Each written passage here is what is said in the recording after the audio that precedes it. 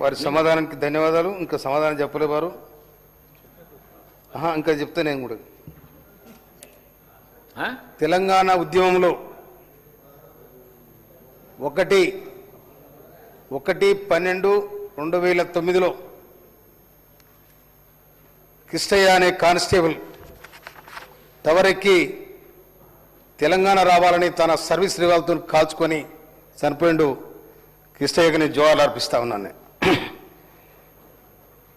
అతను తెలంగాణ మూవ్మెంట్ ముమ్మరంగా నడుస్తున్న సందర్భం అది. కాసో శ్రీకాంతాచారి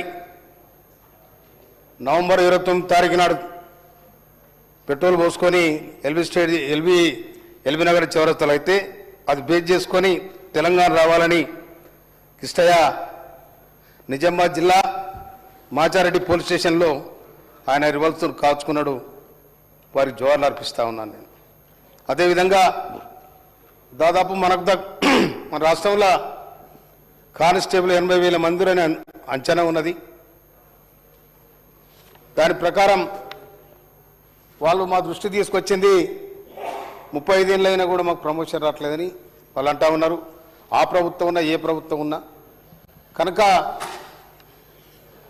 మన ప్రభుత్వంలో వాళ్లకు వెసులుబాటు కలిగే విధంగా రాష్ట్ర ప్రభుత్వం దానికి వారికి, ఎందుకంటే ఆ కానిస్టేబుల్ అనేవాళ్ళు రక్షణ విభాగంలో మనందరికీ వాళ్ళు కాపలా ఉంటారు. మంచైనా చెడైనా వాళ్ళే ఎక్కువ బాధ్యత ఉంటుంది. ఎస్పీ గారు అక్కడ కూర్చొని ఆర్డర్ ఇస్తే, డిఎస్పీ గారు ఆర్డర్ ఇస్తే, సిఐ గారు ఎస్ఐ గారు ఆ తర్వాత ఫ్రంట్ లైన్లో ఉండేది కానిస్టేబుల్లే.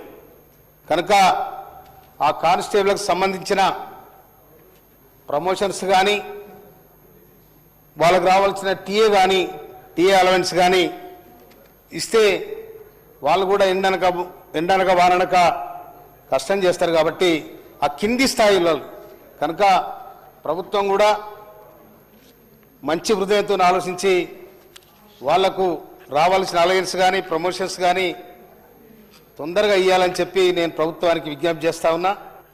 అదేవిధంగా నా కాన్స్టిట్యూన్సీకి సంబంధించి, నా నియోజకవర్గానికి సంబంధించి నాకు ఆ తుంగతుర్తి ప్రజానికం 52,000 మెజార్టీ ఇచ్చి గెలిపించున్నాను.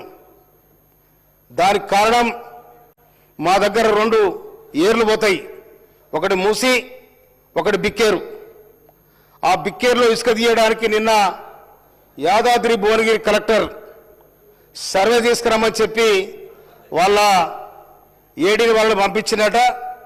దయచేసి సంబంధిత మంత్రి గారికి లేదా ముఖ్యమంత్రి గారికి ఇక్కడ నేను అప్పీల్ చేస్తా ఉన్నా, విజ్ఞప్తి చేస్తా ఉన్నా. కనుక ఇసుక తీసుడు, బిక్కేరులో ఇసుక తీసుడు బంద్ కావాలని, అక్కడ దాని మీద ఎవరు కలెక్టర్ కానీ ఎండి మైన్స్ కానీ అక్కడ దాని పర్మిషన్ ఇద్దని మనవి చేస్తా ఉన్నా. అదేవిధంగా మూసీ నది ఉంది. మూసీ నదిలో 50 ఏళ్ళుగా మన ఇసుక తీసినా కూడా ఏం కాదు, అది ఎంత తీసుకపోవచ్చు.